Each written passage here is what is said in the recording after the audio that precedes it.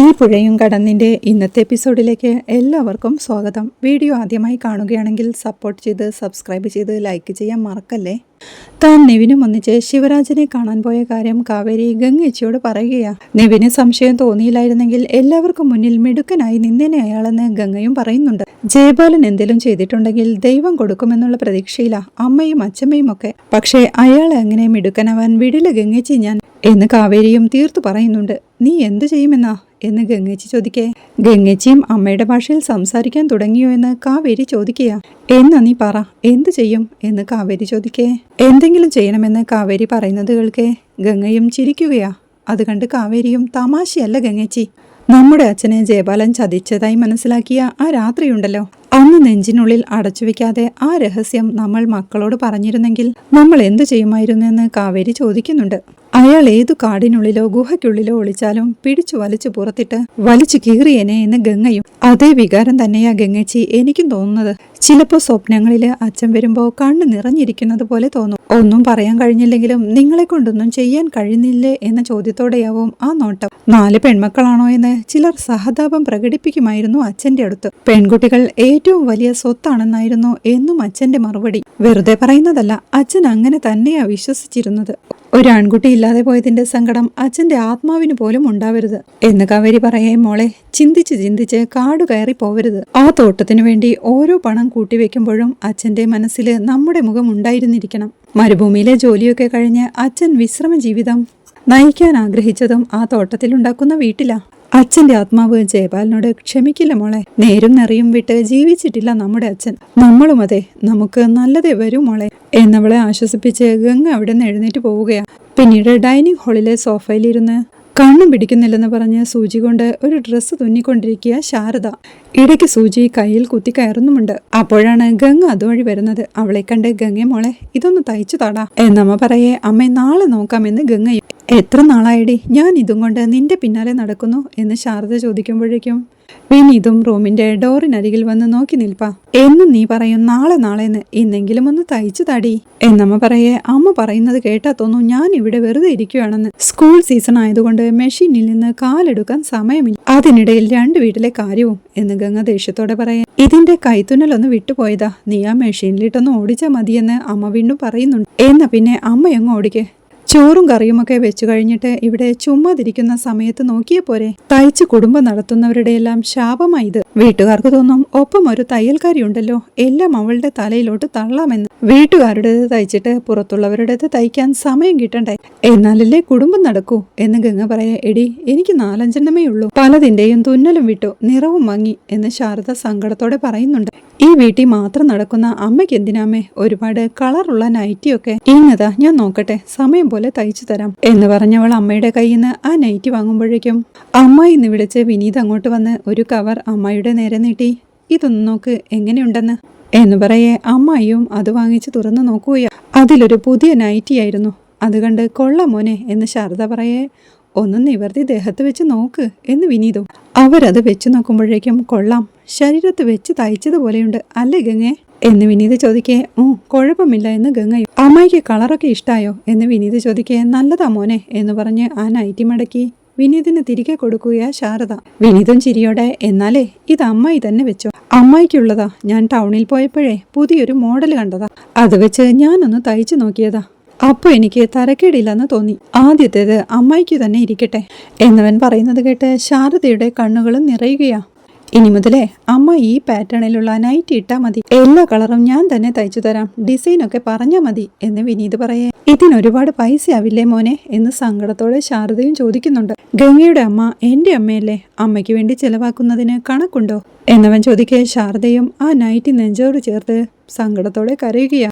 അത് കണ്ട് വിനീതും, ഗംഗ വരുന്നില്ല കിടക്കാൻ എന്ന് ചോദിക്കേ. ഞാനേ ഇതൊന്ന് തയ്ച്ചു കൊടുത്തിട്ട് വരാം, മരുമക്കൾക്ക് മാത്രമല്ല മക്കൾക്കും വേണമല്ലോ അമ്മയുടെ സ്നേഹം എന്ന് പറയേ വിനീത് അവിടുന്ന് പോവേ.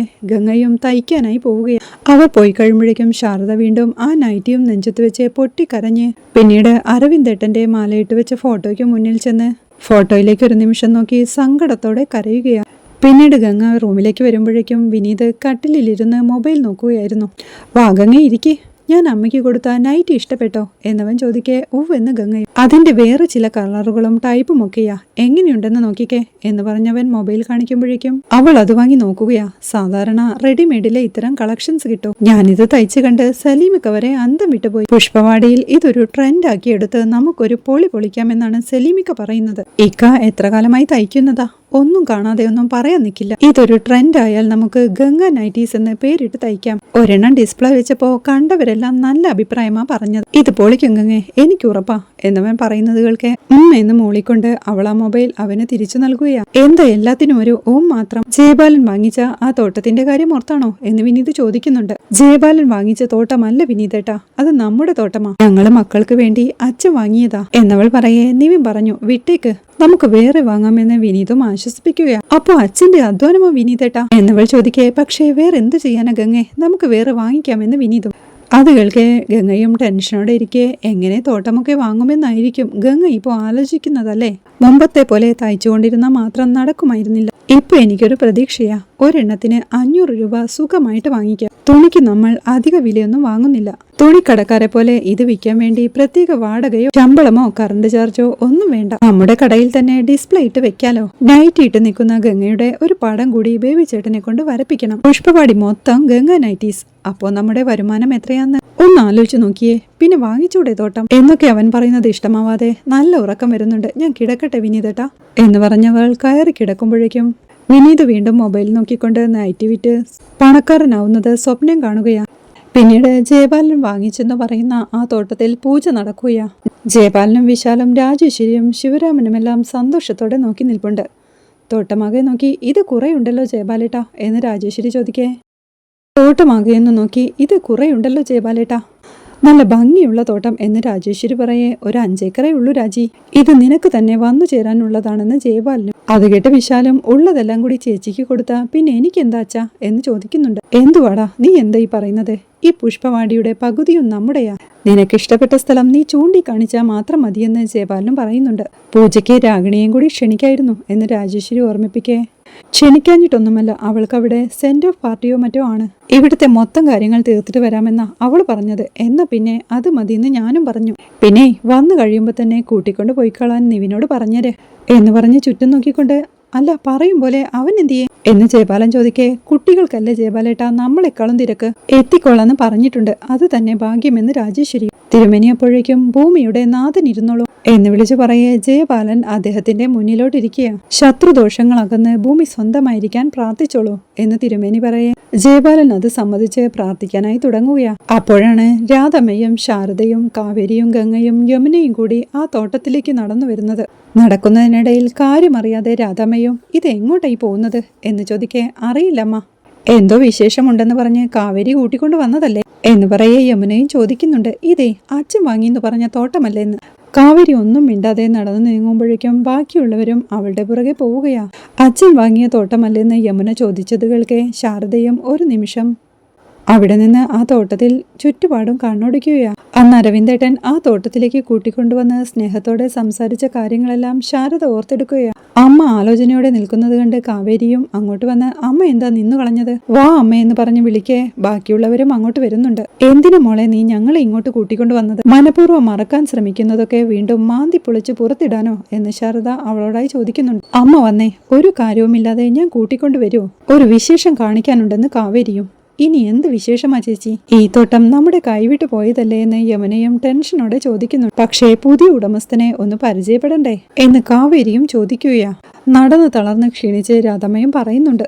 നടന്ന് എന്റെ വശം കിട്ടും, ഇവിടെ ആരെ കാണാനാ എന്ന് ചോദിക്കേ. നമ്മൾ എത്തി അച്ചമ്മേ, ദേ അങ്ങോട്ട് നോക്കെന്ന് പറഞ്ഞ് ജയപാലൻ പൂജ നടത്തുന്നത് അവർക്ക് കാണിച്ചു കൊടുക്കുകയാ കാവേരി. ആ കാഴ്ച കണ്ട് ശാരദയും ജയപാലൻ എന്താ അവിടെ കാര്യം എന്ന് ചോദിക്കേ. പുതിയതായി വാങ്ങിയ വസ്തുവിലെ ഭൂമി പൂജ നടത്തുക അദ്ദേഹം എന്ന് കാവേരി പറയേ. എന്നിട്ടാരും പറഞ്ഞു പോലും കേട്ടില്ലല്ലോ എന്ന് രാധമ്മയും. അങ്ങനെ പറഞ്ഞു കേൾക്കണമെന്നുണ്ടെങ്കിൽ സ്വന്തം കയ്യിൽ നിന്ന് പണം എടുത്തു നൽകി വാങ്ങിയ ഭൂമിയായിരിക്കണം. ഇത് ജയപാലൻ വഞ്ചനയിലൂടെ തട്ടിയെടുത്ത തോട്ടമാ. തന്നെ കൂടെ പിറപ്പിനെ പോലെ സ്നേഹിച്ച ഒരു സാധു മനുഷ്യനെ അയാൾ മരുഭൂമിയിൽ വിയർപ്പൊഴുക്കി സമ്പാദിച്ച ലക്ഷങ്ങളാ ഈ ഭൂമിക്ക് വേണ്ടി ഇറക്കിയത്. ഒരായുസിന്റെ അധ്വാനം മുഴുവൻ കൂട്ടുകാരൻ തട്ടിയെടുത്തു എന്നറിഞ്ഞ ആ മനുഷ്യൻ വൃത്തികെട്ട ചിരിയുമായി നിൽക്കുന്ന ഇയാളുടെ ഫോട്ടോയ്ക്ക് പിന്നിൽ ചതിയൻ എന്നെഴുതിയിട്ട് ആ വഞ്ചനയുടെ കഥ പുറം ലോകത്തോട് പറയാതെ ഹൃദയം പൊട്ടി മരിച്ചു. എന്റെ പാവം അച്ഛൻ, അച്ഛമ്മയുടെ പൊന്നുമോൻ, അമ്മയുടെ എല്ലാമായ അരവിന്ദേട്ടൻ എന്നവൾ സങ്കടത്തോടെ പറയേ. അരവിന്ദനോ? സത്യമാണോ മോളെ ഈ പറയുന്നേ എന്ന് രാധമ്മയും ചോദിക്കുന്നുണ്ട്. അതെ അച്ഛമ്മേ, ചെറിയ സംശയങ്ങളൊക്കെ എനിക്കുണ്ടായിരുന്നു. അതൊക്കെ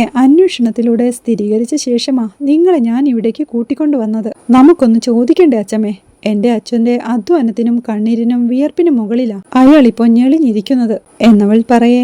ചോദിക്കണം മോളെ, ഉറപ്പായിട്ടും ചോദിക്കണം എന്ന് രാധമ്മയും തീർത്തു പറയുന്നുണ്ട്. അത് കേൾക്കേ കാവേരിയും ജയപാലൻ സാറേ എന്നുറക്കെ വിളിക്കുകയാ. പ്രാർത്ഥനയോടെ കണ്ണടച്ചിരിക്കുകയായിരുന്ന ജയപാലനും കണ്ണു തുറക്കുമ്പോൾ കാണുന്നത് തന്നെ ദേഷ്യത്തോടെ നോക്കി നിൽക്കുന്ന രാധമ്മയെയും ശാരദയെയും മക്കളെയുമാണ്. കാവേരി അവരെയും കൂട്ടി ജയപാലന്റെ അടുത്തേക്ക് ചെല്ലുമ്പോഴേക്കും എല്ലാവരും ദേഷ്യത്തോടെ ജയപാലനെ തന്നെ നോക്കി നിൽപ്പാ. എന്താ ജയപാല, നല്ലൊരു വിശേഷമുണ്ടായിട്ട് ഞങ്ങളോടൊന്നും പറയാതിരുന്നത്? നീ എന്റെ കള്ളക്കണലാണെന്നുള്ള കാര്യം മറന്നോ എന്ന് രാധമ്മ ചോദിക്കുന്നുണ്ട്. ക്ഷണിച്ചിട്ടില്ല, അതുകൊണ്ടേ ക്ഷണിക്കാത്ത സദ്യ ഉണ്ണാൻ ആരും വരികയും വേണ്ട എന്ന് ജയപാലന്. അത് കേട്ട് കാവേരിയും ദേഷ്യത്തോടെ അതെങ്ങനെ ശരിയാവും?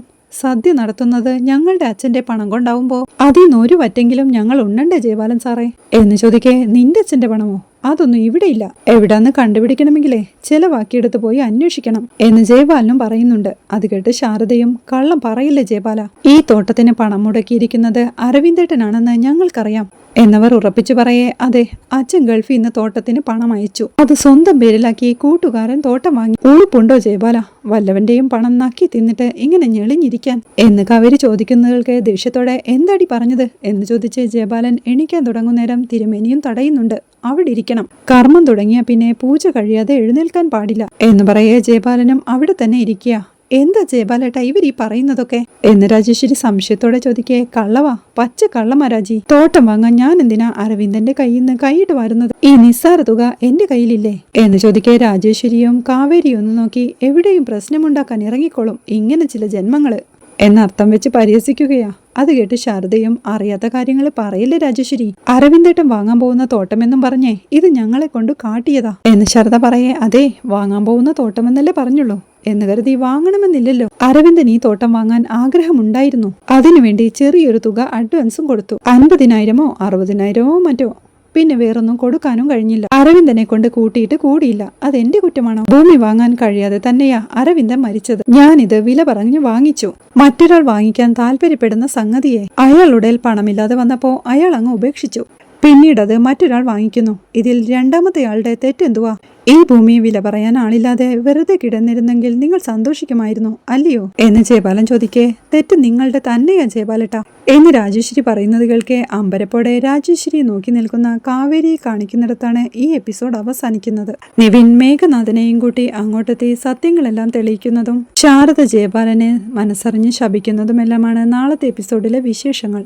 വീഡിയോ ഇഷ്ടമായാൽ സപ്പോർട്ട് ചെയ്ത് സബ്സ്ക്രൈബ് ചെയ്ത് ലൈക്ക് ചെയ്യാൻ മറക്കല്ലേ.